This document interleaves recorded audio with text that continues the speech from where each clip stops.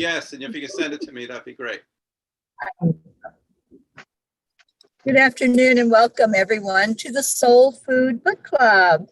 I'm Teri Angel and we have a wonderful group today. We've been talking about the book, Is There More to Life Than What You Know? By Joseph Labruto III, who is with us today. Welcome, Joseph. Thank you for having me back. It's always a pleasure to come back to the Enlightened World Network and the book club for Soul Food Book Club. So, yeah. Absolutely. We have such fun on here. We read really good, enlightening books and then talk about what they mean to us and what we get from them. Our family that's here is Christina Leftwich. She's in Michigan. We have Auntie Jean Loriot out in El Paso, Texas. Hello, everyone. Mary Lou in Massachusetts. Hello. And Grace Isis in New York. Hello. And Joseph is in Florida, which is where the Angel Mobile is headed at the moment. It's going to be there. Probably by the end of this week, I'll be in Florida. All right. So how's everybody doing with the book? I know some of you have finished it. I've talked to one person that's going through it for the second time and reading it, was so impressed with it. And there's John Thaddeus in the audience. John, I'm in your neighborhood. Our New Jersey boy. So how's everybody doing? And I hope that you have some questions ready for Joseph or comments or some kind of discussion that you would like to hold today. Yep, I hope so. Right now I'm sharing. That's why I'm kind of like in my own little thing here. Right. So I'm copy and pasting. So. One thing I wanted to thank you for, Joseph, in your book, there were many things that I resonated with that you were teaching us. And one of the sentences that sticks out with me and that I've always tried to hold dear to my heart is that heaven is now and that we're creating our own heaven. And I believe that, you know, there's a saint that I love that wrote a diary at one point that I read, and it was kind of hard for me to associate with a lot of the terminologies that she used when she spoke. But one of the sentences that I always loved is we live in the eternal now. Mm-hmm. And I just love that. Want to talk about that a little bit with us? Yeah. You know, life is always continuous. Our soul continues always. We are part of a multiple dimensions, so to say, and we're always manifesting and creating what we need in this lifetime. And if we are strong manifestors, we can create what we need in this lifetime as well. It's trusting, believing, having faith. It's when we put doubt in the manifestation that kind of puts a monkey wrench in the whole system. But if you don't have doubt and you believe and you manifest, this is where everything will come into play. And that's how I teach on the manifestation and how we are all part of the one. And that our eternity we're creating for this world will bring us into the next world. That's how I kind of think of it, you know, that heaven isn't far away. It's right here within our heart and our soul. It's our being. And that, you know, the heaven that will at some point be a part of and manifest is happening right now because of those choices that we're making and the beliefs that we have, like you were just saying. Exactly. We're strong manifestors, creator, and we normally, when we create our own heaven, is what we love here. This, I call it the play of life. This is just a blueprint, and we learn lessons here on Earth. But when we pass on into the other side, the other dimension, where I call the heavenly realm, we bring what we like, we bring what we enjoy, and we kind of create our own heaven already, because this is what we bring into the afterlife. And that's I love the thought of that. You know, I've been a happy, healthy person that has been blessed in so many ways in my life and filled with grace and gratitude. And I like the idea of, you know, I know I've got a long way to go and, you know, a journey time wise and length wise and all that. But no matter if I go today, then I think I'll be ready for that next phase of, whatever is to come. That's it. And that's a practice things that we need to practice on. And if most people realize that this is only temporary, that when our loved ones cross, they're at this heavenly realm, they have created a heaven for themselves. We can visit them, they can visit us, vice versa. And life continues on. Our soul lives on forever. And it's just our eternal soul that lives. As we're talking about it, I'm remembering one of my siblings saying to me once, that a favorite scripture of theirs was, "In my Father's house, there are many mansions." And I think it was a long time ago, that I first heard that. And to me, I've spent a lot of time thinking about that, and I think it's the same concept, that the mansion is going to be the place that we desire, that we hope for, that we've created within ourselves by the choices and the love that we've given to others. Well, that's another book that I've written called The Promise, the Metaphysical Oh, Teachings of Jesus. And I oh, talk about the mansions and all that. And what the mansions are is our own creation. There are many mansions. That means we create our own heaven. And whatever we create in this heavenly realm is our personal mansion. So that's why it was interpreted there's many mansions in my Father's kingdom, meaning that we create our own heaven in the heavenly ring in our Father kingdom as well. and that will be a good and a wonderful place for us to be. Exactly. It doesn't have to be like, somebody else told us it's going to be, or we thought it's going to be, or anything like that. It's just right for that person. It's our consciousness, right? It's our thoughts, and we create whatever brings enjoyment into our heart. This is what we create in that many mansions place or our conscious where we go. Yeah. Thank you, Joseph.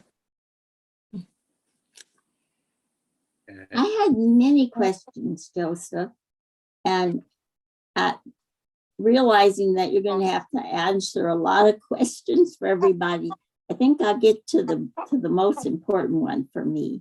In the very end of the book, when you talk about the ancient one, it's very Judeo-Christianic. And one of the reasons I was drawn to the angels was the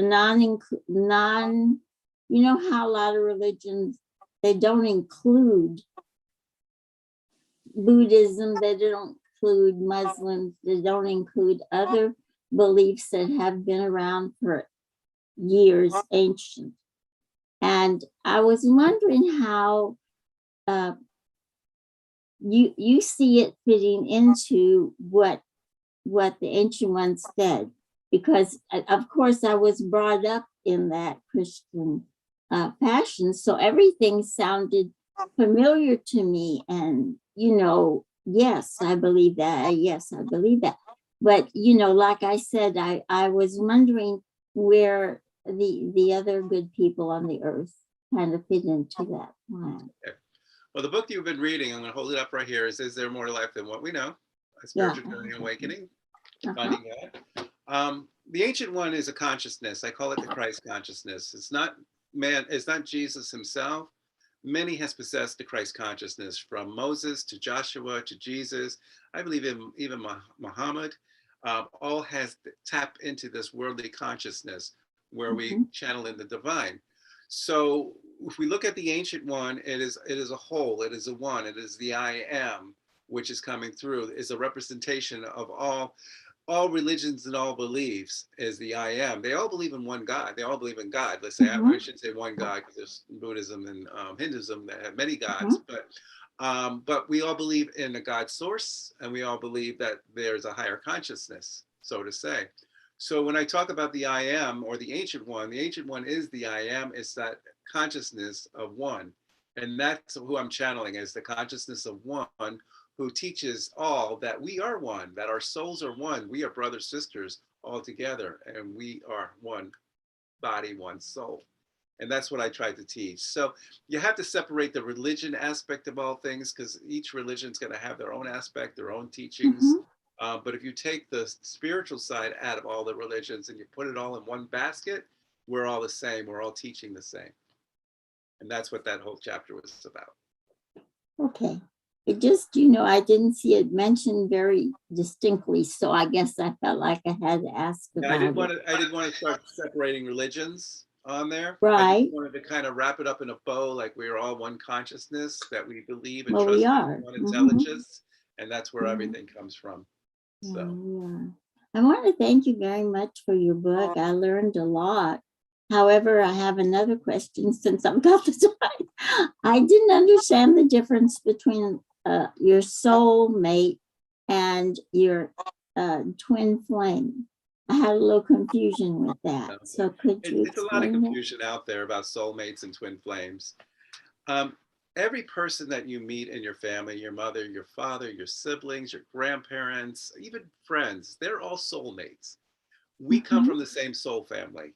If you look at my fist, this is a soul family where anybody who comes into any person that is our soulmate, they help us with our spiritual growth in life. Even our multiple relationships, if you have one, two, three relationships or many, they're soulmates too, because they help us grow. So soulmates will help us grow in life, and they're here for a reason because they give us challenges, vice versa, love as well.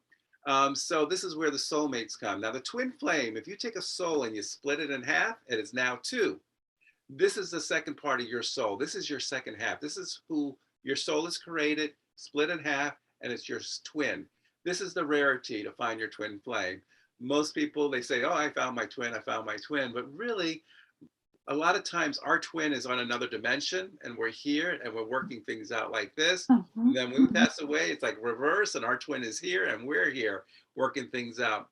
When our twins are supposed to come together, it comes to when we talk about our soul evolution, where we're ready to, when we start to, what am I going to say, ascend.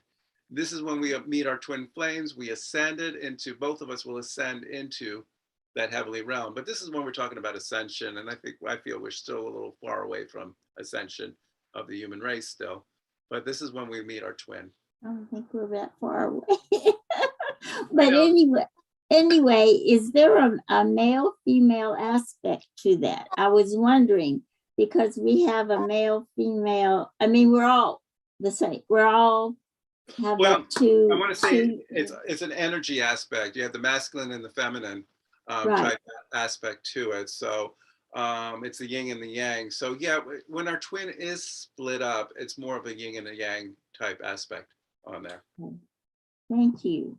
So, you know, because even in today's, you can have a masculine energy. You be born female and have that masculine energy within you. That's why I try to say it's not male or female. It's the masculine energy that goes into the person who's born female. So that could be your twin flames. You could be two women and meet and still be twins because that masculine aspect is in part of you on there. Mhm. But then when you ascend and stuff, that's when you come together. Hey, thank you so much. You're welcome. Any other questions? Just have a comment. And of course, I'm looking through trying to find exactly where the quote was, but in my head, it may be a little different than what you wrote it. It was use your gentleness to create the harmony. It was a message. Use your gentleness to create a harmony within, because Yeah. within ourselves. Yes. I really resonated with that. I thought that was just a lovely, it just stuck out to me major. That was right after I got my download of my DNA code for the Bajians, and my guides were giving me messages, and I was finding out who I was and how to raise my vibrations, raise my energy. But as they say, harmony is within, and we have to use our harmony to balance ourselves. And Yes. if we can work on ourselves, like it's easy to lose our temper, to get mad, to put us in a place. But if we could just kind of center ourselves and put us in a harmony balance in there, you know, things are going to happen. We're going to get angry at situations, but it is not going to change the situation. But we adapt, like, okay, that stuff that can make us angry and stuff, but we have to let it go and just bring harmony within and bring center peace. And that's what I learned from that. So, yeah. Anything else? And another thing, you know, I've had contact with psychics before, and it just seems like they always have the departed coming and wanting to talk. And I have to tell you, a lot of times in my experience as a non-psychic, but just with people that have passed, I remember when my Nana passed away, she was sitting at the end of my bed, and the indent in the bed and everything was there. But I haven't seen her since. And I find that to be kind of a thing. I kind of think they move on. And have other things to do, I guess, is what, and I'm just wondering if maybe you've run into that, I mean, I'm sure they've got other, they've got work to do. Well, that's pretty much chapter 1 in my book, where I had the same experience with my grandmother, where I walked into the room and she was sitting on my bed smiling, and I was like 9 years old, and I was running out because I was scared, and I can hear her say, "Joey, I just wanted to say goodbye and I love you," and I never saw her again after that. What they do is, after their passing, we are distraught, we're grieving, and it's just their way of letting us know that everything's okay, that they're okay, and not to worry about us. To visit back and forth, that is not what they're supposed to do. They're supposed to be on that other vibration, that other dimension, and they're supposed to do what they need to do there.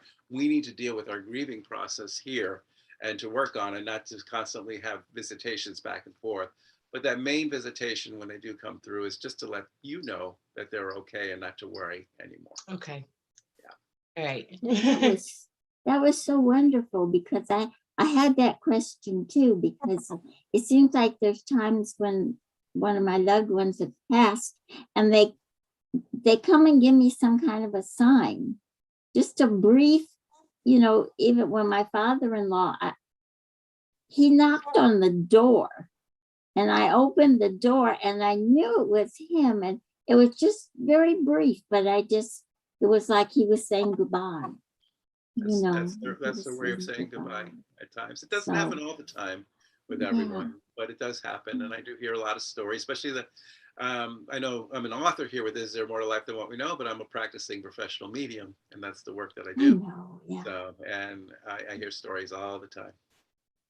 So do they ever not come to you? Do you ever have to say, I know you were hoping for something, or, It does happen. It's really a rarity with me.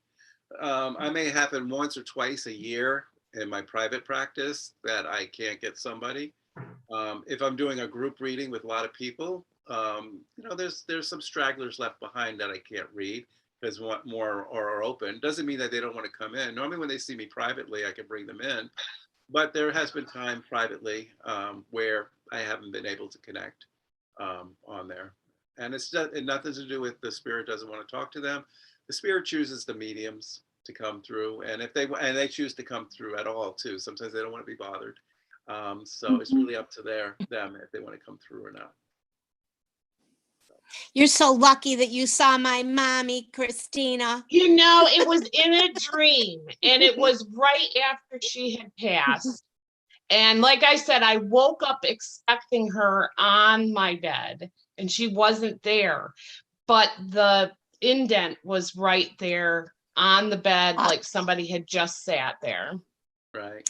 Yeah. When she was in the process of passing, my youngest brother, who's her baby of 13 pregnancies, was in his shower. I don't know if you knew this, Tina. I don't know if I ever told you, but he was in his shower in another city, and my mother called to him and said, "Come." And before she died, he was there on the bed with many of us, and said goodbye to her. Yeah. It was beautiful. That's my gift, because my mother didn't come to me afterwards. In my dreams, she has. That counts, right?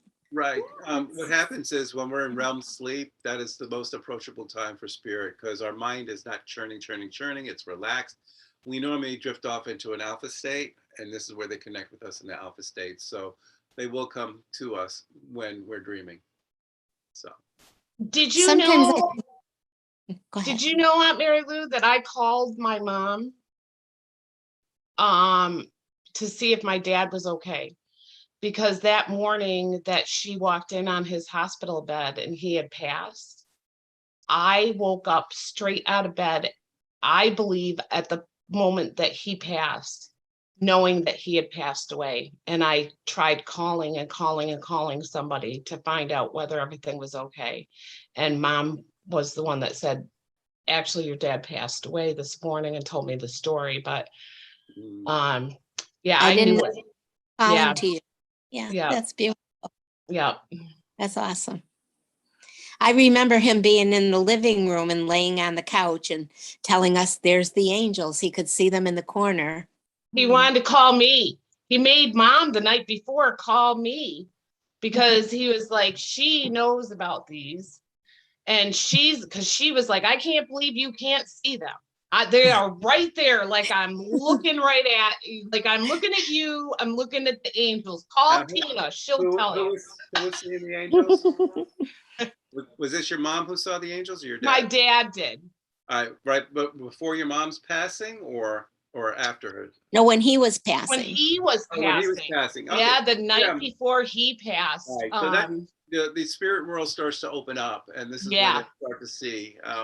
I remember when my father was passing, within the hours, he started calling his mama, papa out loud. He saw his sister, and he was just kind of in a daze, yelling, just shouting out everyone, so they were all coming to him on there, and it happens that way, and they'll start to see that. It's just like a doorway starts to open for people. They really, really do. I've been both a paramedic as well as I know my Aunt Mary Lou has also done hospice work in that field, and I can tell you that lots of times that's a very common thing to both seeing angels as well as seeing departed loved ones.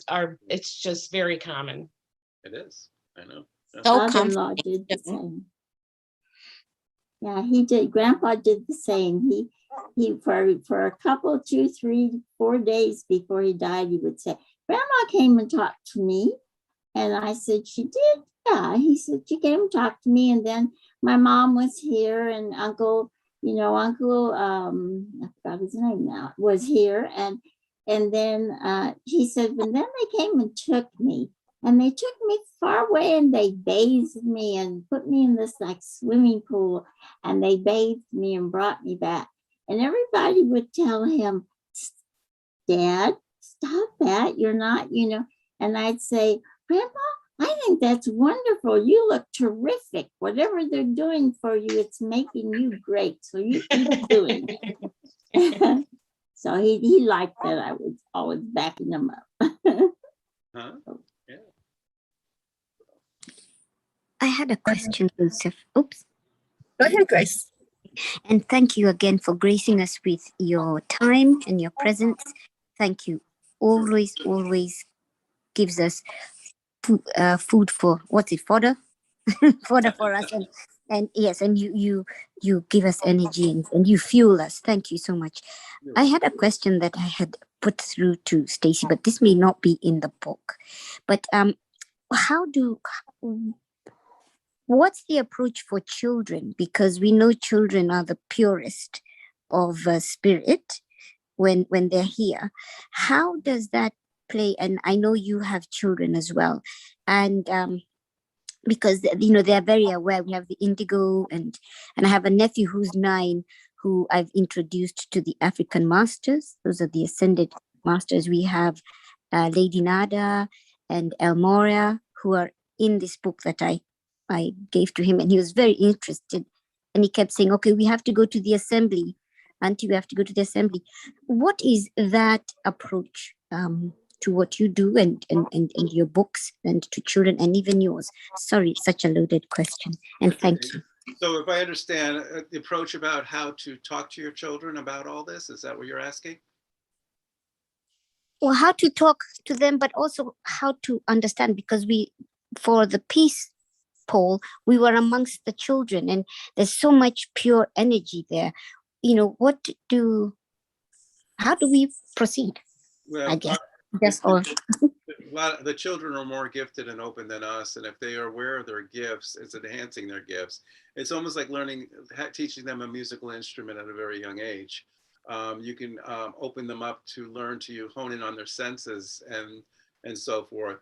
To make an example, one of my assistants, my event coordinator, Stephanie, has a 7-year-old and a 5-year-old, and they attended a workshop this past weekend on unlock your psychic gifts. And little Noah, who's 5 years old, was on fire. Everybody was impressed that, he got the shapes and squares and all that right. And the colors of pencils he holds, he got them right. And there's pictures in envelopes. He would say, oh, I see a mountain. He'll open it up. There's a mountain. Oh, I see a city now. He opens up. There's a city.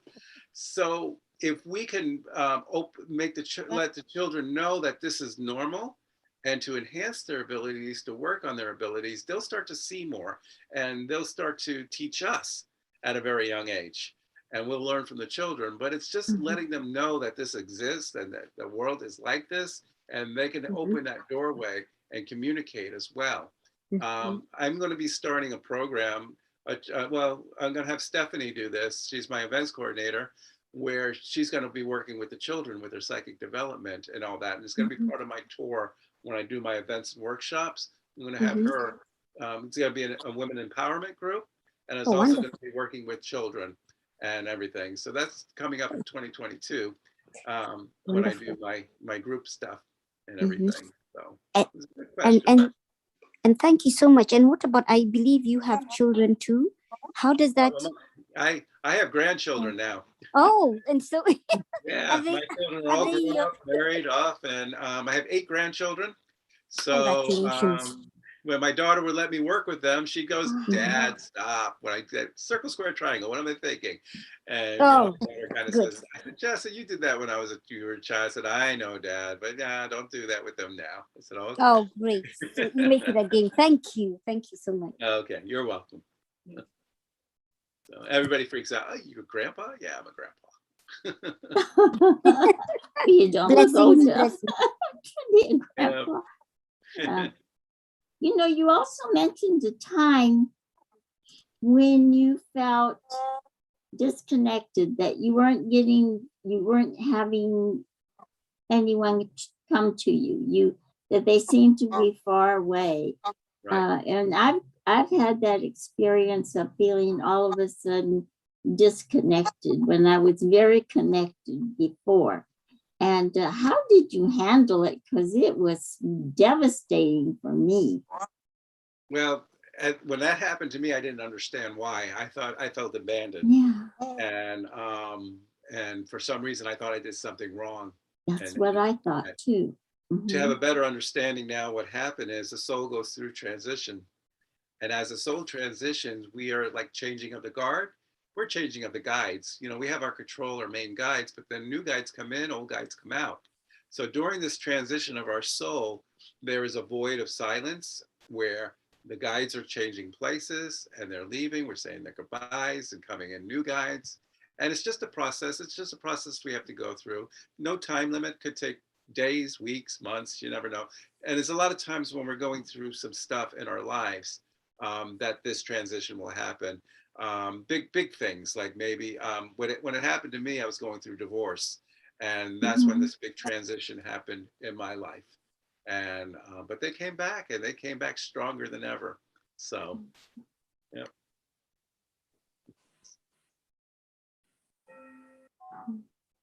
Okay. I hear bells, like church bells. Good hearing is my path. I have a grandfather. Oh, it's your grandfather clock. Okay. I didn't know if it was in my head or there. It's not the angels this time. It's your grandfather clock. I was hoping it was. Yeah, me too.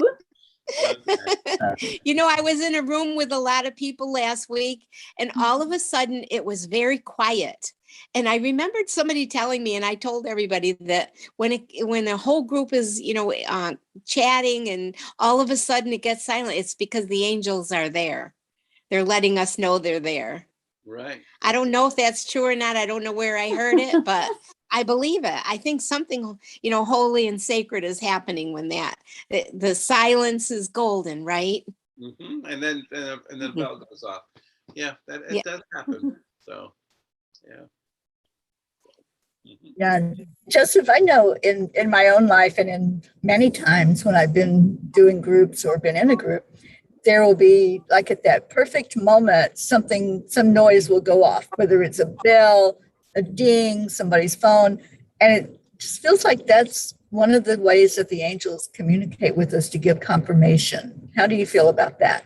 Yeah, I have this stuff happen all the time when I'm doing galleries and things. I'll have wind chimes happen to just go off on their own, or a smartwatch will start to blink. I remember one time I was reading a husband coming through, and on a lady's smartwatch next to her, big letters went, "Wow."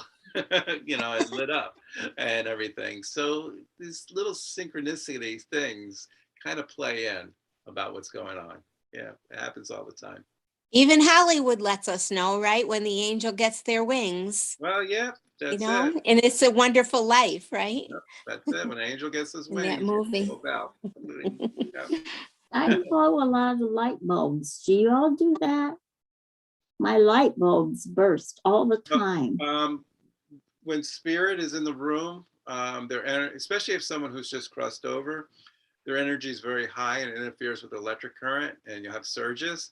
So you probably have strong surges of current going in through your house because of that. Oh. So I blow more light bulbs. yep. I want to say hello to our virtual audience. And we have Linda and Stacy are listening, but they're on the road, so they can't really communicate. They're just listening in. Girl. Julie Kiss is with us, and Julie says, "Love your truth and knowledge, Joseph. Thank you." And we have Annika Sorensen from New Zealand who's listening. It's like 6:30 in the morning there. So she's up and listening to the show. Thank you for being there. And somebody that just says Facebook user came in. I don't know who you are, but hello. You're welcome. Hello, user. So we do have people and Tammy Hill is here. She says, "Hi, I'm listening too." So thank you all for coming in. And Joseph, I love this conversation. I know after we did the show where you were on with us, you just felt really good that we were all able to ask the questions and have you talk to us about the book. So we really appreciate you coming back again. This is our last week to discuss this book before we move on to our Aunt Mary Lou, our new author in the house. How did that happen? I can't imagine how that happened. It was a miracle. It is a little mini miracle. Maybe it'll turn into a big one. It's fun to watch your Alrighty. face change when you get referred to as an author.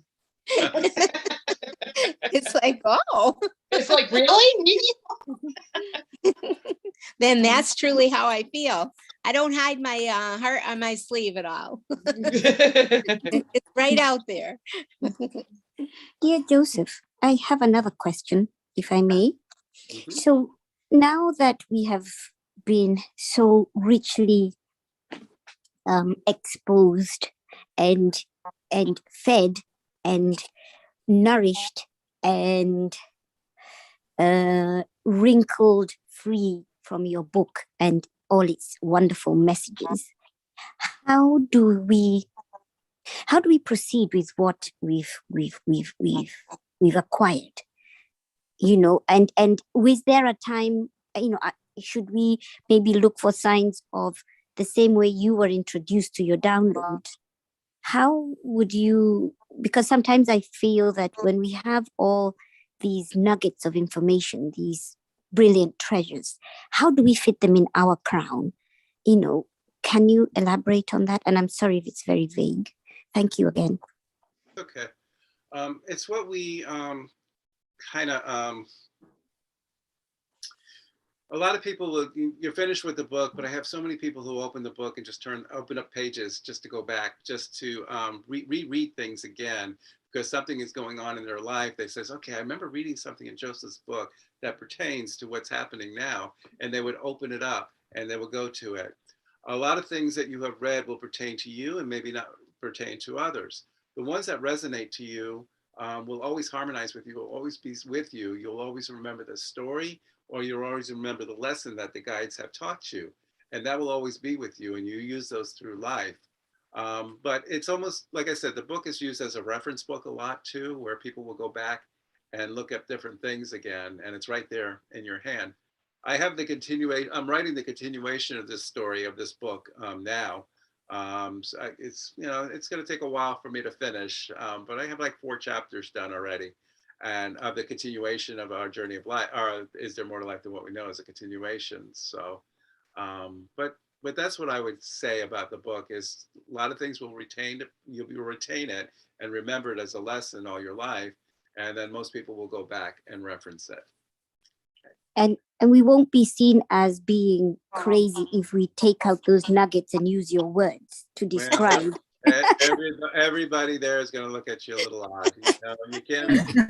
That's the way it is, you know. So not everybody's open to all this, you know. But Yeah. you can't let anybody. You know, you have to be yourself. It's very important, and just don't let anybody change who you are. You just trust your own beliefs, your own truth, and doesn't say, you know, go preaching the truth to everybody who's not open to it. The ones, like I say, the students will come when the students will come when they're ready to find their master. So, and that's pretty much what's happening here. Thank you. We'll use it as we'll put it in our toolbox, in our There tool you bag, go. That's and what move that book around. is. Thank you. And it's almost like another book I wrote here called Speaking to Heaven. It's another nice. tool book because it talks all about heaven. What is heaven? How to speak to our loved ones, look for signs. And there's little Great. stories in this one too about the heavenly realm Oh, thank and souls crossing too. So it's another toolbox for those who are grieving and wants to speak to their loved ones and learn about too. So Thank you very much. you're welcome. Joseph, you mentioned the book, The Promise, earlier. You had that on audio tape as well, right? Yep, I have it on audio book. This is The Promise, the Metaphysical Teachings of Jesus. And it's a channeled book. This is actually where I go into trance and I start to automatic write Jesus' teachings.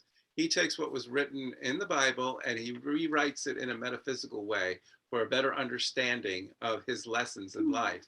And it's also in an audiobook form where it's set to music and I'm narrating it as well. It's right over my shoulder over here. I see it right there. Also, Is There More to Life Than What We Know? The book that you read, it's also in audiobook form too. It's set to music and I'm narrating it as well. So you're the one reading that one. Oh yeah, both of them. That's my voice. Yeah. Well, I knew The Promise was. I have that on audiobook, Okay. but I wasn't aware that Is There More to Life Than What We Know was also on audiobook. It's on audiobook and I narrated it as well, except for the voice of Genevieve. When you read my book, Genevieve, I have a good friend of mine, Rebecca from Tampa, and she sounds like an angel anyway. So she did the voice of Genevieve for me. You know, I'd just like to point out real quick for the listeners who may not have the book yet, when we were talking about it as reference, I'd just like to point out one of the reasons why I think it's easy to reference your book is you do include a glossary in the back, which is helpful. That's the only book I have a glossary in. The other ones I got lazy with. Yeah. Well, I appreciate you put it in this one because it is easy reference that way. I never thought about it. I should maybe do it for the other ones too. So yes, it does have a glossary in it. I have another question. I'm looking at page 168, and it says, in Deirdre's mediumship course, we also learned you must complete 3 steps in order to have validation that you're connected to a loved one. I'm not going to say those 3 steps yet because I just want to make a statement about them first. Okay. I think that, you know, we've pointed out that we're not all psychics and we're not all mediums, but we all are creatures of God's love and light, goodness and grace. And I think if we embrace that, you know, because I don't know if I want to be a medium or a psychic. I think, you know, it's a scary thing, you know, when I heard about, you know, your face changing and all of that, you know, and I mean, I have a very strong also just like Jean, Judeo-Christian background with my family that I treasure, and I'm so thankful for it. And for me to consider being a psychic is not for me right now. Maybe one day it will be, but I've given a lot of thought about it, since I've met Teri and been part of the group and everything, and I think I'm secure in who I am, but I love learning about all of the things that you've learned and hearing about them. And the three things that you do, according to page 160, is you identify one, and then you state one fact, and then you give a message of love. And I'm going to do that. I'm not a psychic or medium, but I want to do that too. Well, I want to share that message of love and in the knowledge that, our loved ones are always with us. Like, look at Christina. You see that thing behind her?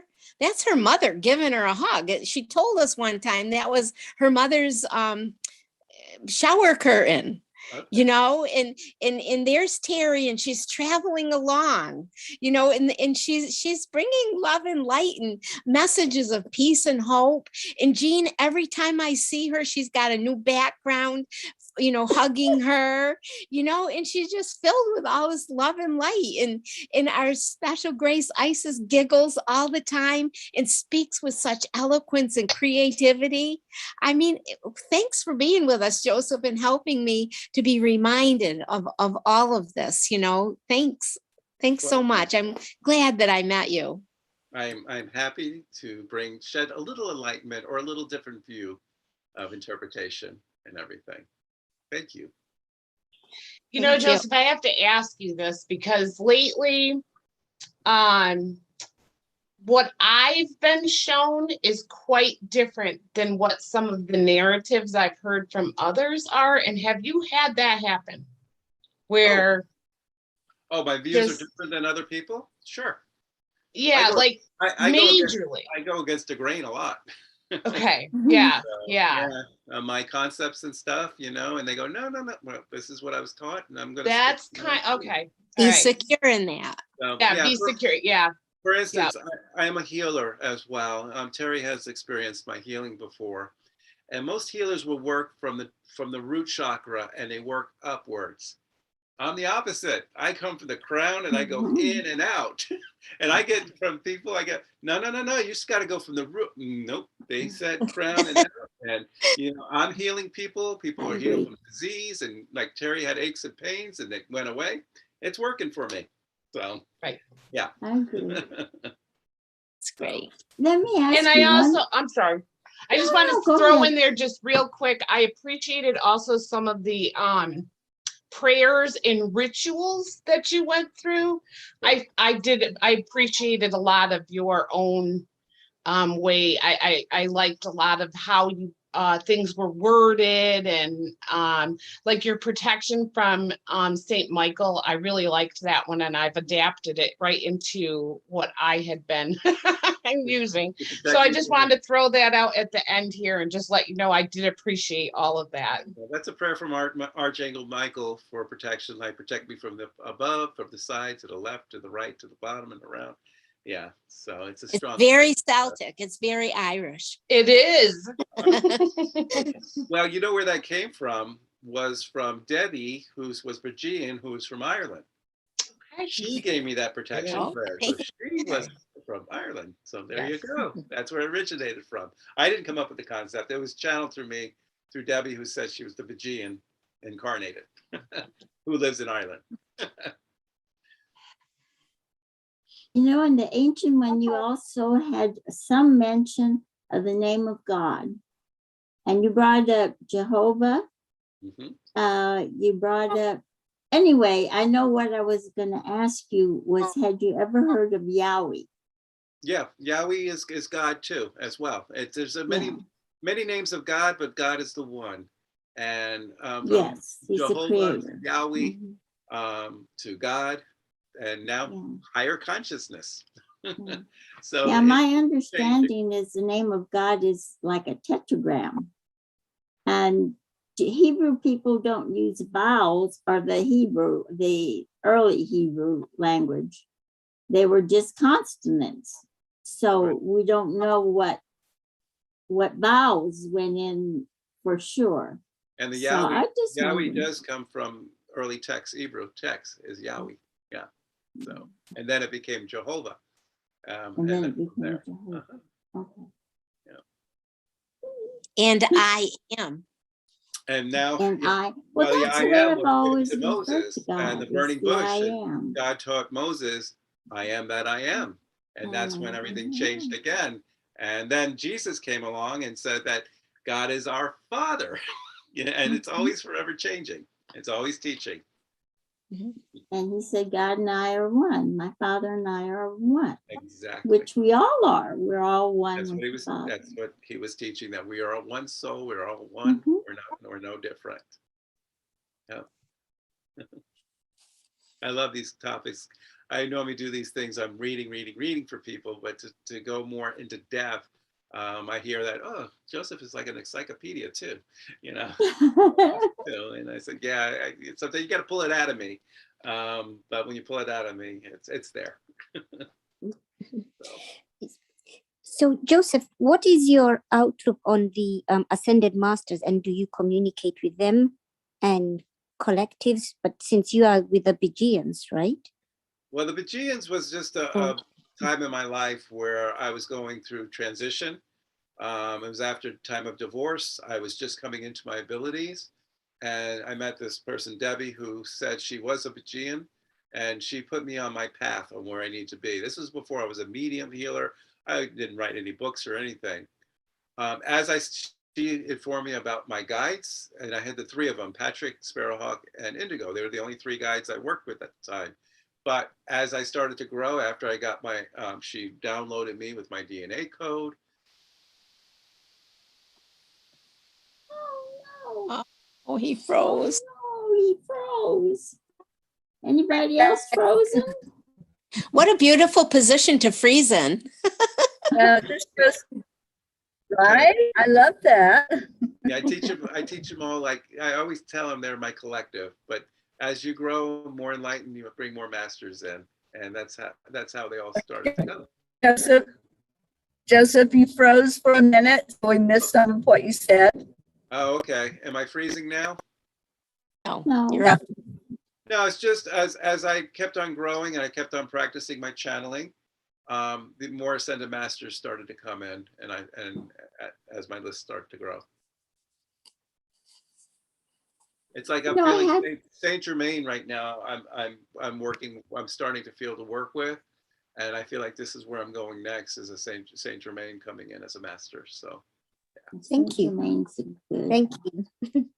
Thanks, Joseph. Okay. You know, with all the masters and teachers that are so wonderful, I had the thought that we still have to reach that spot inside of us that is our God spot, our God essence, and make that connection with him ourselves.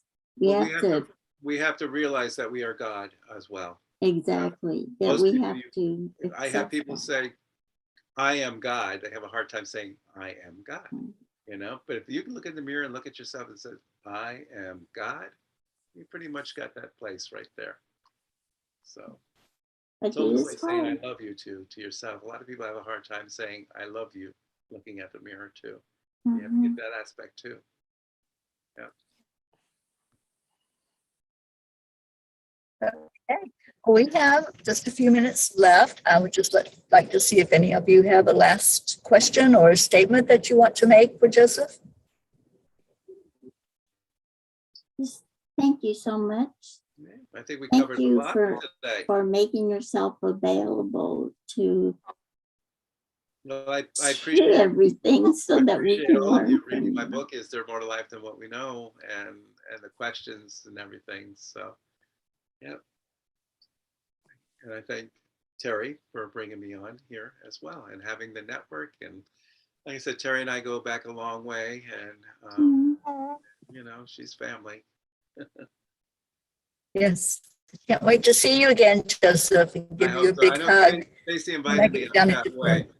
I think you're going to see Stacy. She kind of put an invite for me, so I have to see if I can make it or not. Yeah, I'll be staying with her for a few days, so hopefully we can get together. Maybe I'll take a We got a trip. we have a big Florida family down there. We call ourselves the Peas for Peace, and there are a lot of peas down in Florida. So we're going to be somehow coordinating a get together for all of us. That'll be fun. Well, thank you for We're having all me. family. We're all family. That's We're all right. family. Yeah, and Tammy Fisk is here. She says, thank you, Joseph. It was all very interesting. And Tammy is going to be my stopping place on this part of the journey. I'll be with her tonight when I get into Virginia. All right. Well, thank you again. And for others, can you all hold up your copy of the book for those of you that have it? This is the book that we have been focused on for the last month. Is There More to Life Than What We Know by Joseph Labruto III. As you hear us talk today, hopefully if you aren't familiar with it, you will get curious and go to Amazon and get your own copy of it. And just follow Joseph on social media. Joseph, please give how people can reach out to you on social media and on your website. Well, you can go to Facebook on my name, Joseph Labruto, and find me, or ourjourneyoflife.com, and that will take you to my website. So we're all on a life journey, so that's why I have the Our Journey of Life. So Yes. And Joseph is in South Florida. So if you're ever down that way, you might want to set up an appointment with him. And one of our beautiful P's, Stacy Small Lord, works with Joseph, and you'll be able to connect with Joseph through her. So thank you again for being here. So much love to you, everyone here that's listening or will listen. And next week, come back on next Wednesday, we'll start into Mary Lou. Do you have a copy of your book handy, or anybody? It's across the room. We grab it. You have to have it. It'll be a secret. It'll be a surprise. It's A poetry surprise. with intentions and I love thank it. you, I love it with Tina. the hints. Isn't it beautiful? Teri helped me design the cover and many more I got to pieces. see it. Yes, I actually got to see it when I was at Charlie's. Oh, good. It's very exciting. I hope I help somebody. I hope somebody is blessed and grows from reading it. Just put it out there. That's all you need to do, and whoever's meant to read it will read it. That's right. Okay. You build it, they will come. Yeah, feel the dream. All right. So much, everybody. Thank you for being here, and we're all going to say namaste. Namaste. Y'all. Thank you, Joseph. Thank you, everyone. Thank you, And Joseph. Bye. And thank you, Stacy. Bye. Thank Bye, you, everybody. Bye.